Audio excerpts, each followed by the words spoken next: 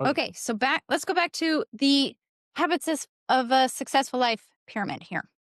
Um, so I just want to give you a quick little example of what we're going to be talking about as far as the specific habits we will be diving into, and then kind of give you a quick overview of, like, what weeks we'll be doing everything.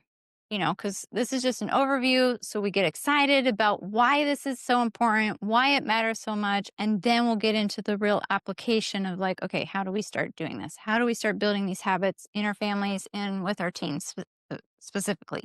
I thought of a metaphor today. Anybody here like doing puzzles? Is like puzzles? Like the 1,000-piece puzzles?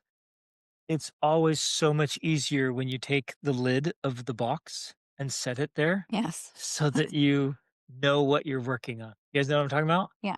It's when you see the picture and you look at the pieces, you're like, "Oh, it's up there. It's that piece over there." Imagine taking a very difficult puzzle and not having the picture. Mm-hmm. Like, not knowing where it fits.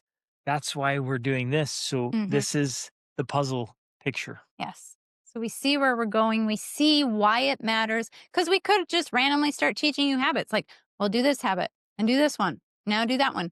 And you'd be like, okay, why? And how does this fit? But with this framework here, we understand now, if we want to get to the ideals, we want to get to the purpose, the goals, the identity, the character, we have to start at the bottom and we have to build up this pyramid and build the habits beginning here at level 1 and moving up to the higher level habits.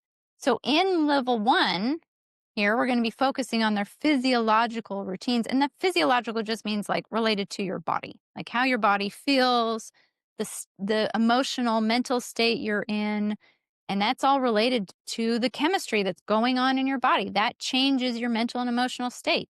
We're going to talk about those specific routines that help with that, plus the physical habits. This will be things like sleep routines, um, how to specific things to generate a more stable mood, right?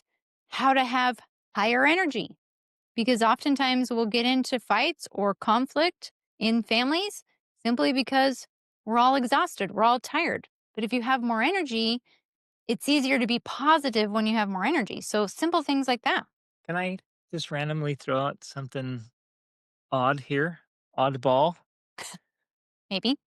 Husbands and teenage sons, and those you ladies who want to try it. But for sure, husbands and teenage sons need to be getting in cold water regularly. Yeah, that's right, Matt. I was meeting with a coaching client today, and he's like, "Hey, man, I got to tell you something." He's like, "My brother is a completely different human being." I'm like, "What's going on?" He's like, "He just wakes up at like 4 or 5 o'clock every morning, tons of energy, he's working out, he's doing all this stuff." And I'm like, "I don't know. He must have started reading books." And I'm like, "What happened?" He's like, "He just started getting in cold water every day and doing just a cold plunge."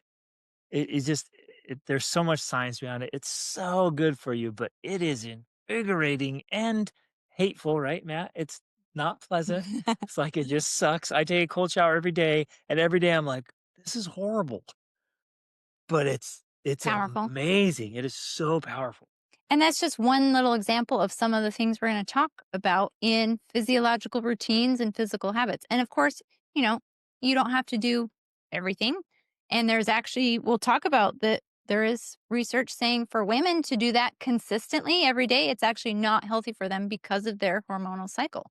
And we'll talk about those things. With level 2, here we're going to talk about emotional regulation and decision making, responsibility, and this is going to help them be less reactive. Going to help us be less reactive. It's going to help them be able to communicate rather than shutting down. Oh, can I? Sorry, I just because I have the privilege of meeting with people every single day.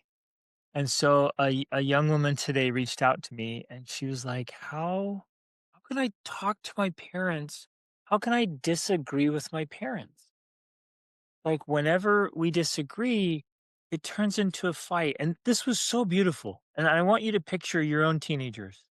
She literally said to me, she said, "I don't want to fight with my parents, but how can I disagree with them without fighting? Isn't that beautiful? Your teens don't want to fight you, but they want to be able to have their own opinions. They want to be able to disagree and have a conversation. And I thought, as you know, her genuine, sincere plea helped me be able to talk to my parents even when we disagree. I'm like, yes, that has to happen. It has to be able to happen. So a good reminder for all of us as parents, like we want our kids to be able to come to us and disagree Mhm. without a battle. Yeah. And they want it too. Okay. Level 3, love, belonging, social connection. This is going to talk, well, partly through that, like how to communicate, but also this is going to dive into, of course, influencing our teens with who they're spending time with, their peers, and what kind of relationships and friendships that they are creating, and how to avoid toxic friendships, right? How to make good choices about um, who you're allowing to influence you, as well as being able to have stronger family communication and connection so that we can have that influence in their life and they're willing to listen to us, right? What kind of habits can we create for that? And then esteem and eternal strength or mental habits.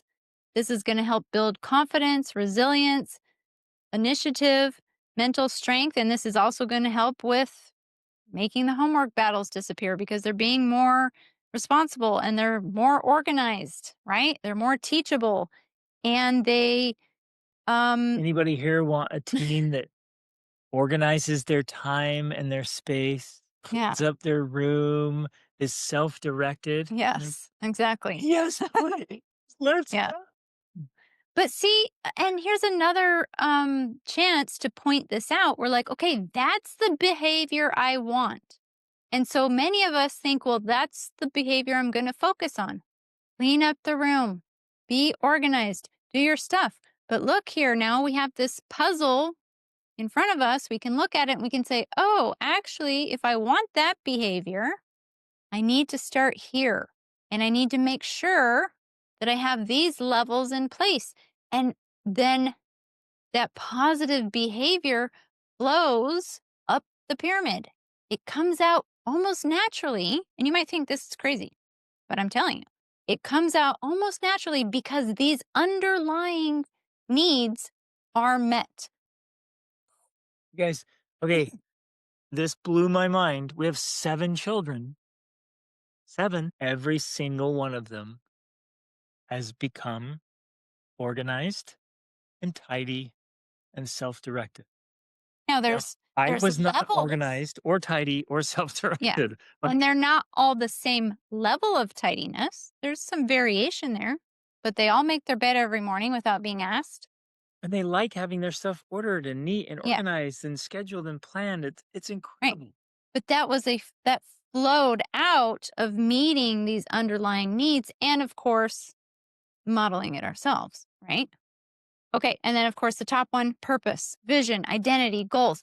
This is the stuff that matters long term, lifelong learning, lifelong growth. But it has to be built on this foundation of these needs that are meant. It has to be built on esteem. It has to be built on mental strength, right?